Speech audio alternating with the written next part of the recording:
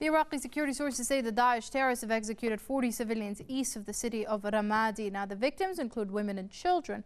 The terrorists were dressed in Iraqi army uniforms. Iraqi forces retook control of the city on Sunday after days of intense fighting. However, they're still facing some pockets of resistance from the terrorists in the eastern edges of Ramadi. Some parts of the city must also be fully cleared from landmines. The government has set up a refugee camp about 20 kilometers south of Ramadi for families who have fled the city.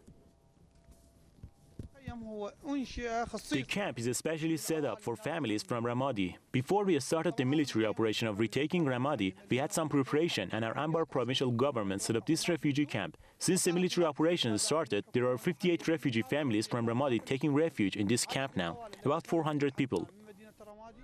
The official said about 100,000 residents have left their homes since May. He said the Iraqi government can only offer the refugees with their basic needs like tents, clothes and food. Officials say it is too soon for civilians to go back home. The governor of Anbar province says about 80% of Ramadi has been destroyed. Our correspondent says Daesh abducts civilians and uses them as human shields to halt the advance of Iraqi forces. Take a listen.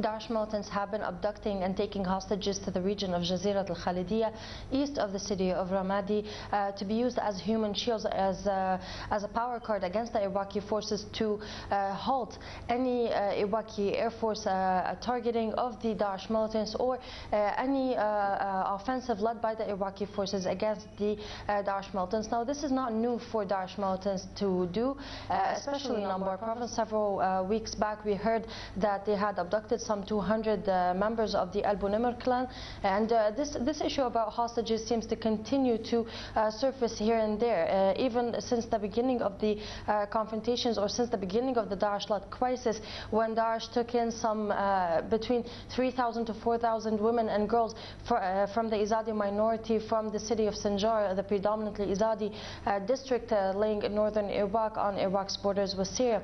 So this issue for Daesh is not something new. It is actually something that they use to further instill fear and panic in the hearts of people. And Iraqi military officials who were on the ground, they told us that they found documents which had instructed Daesh militants. These documents were obviously for the terrorist group.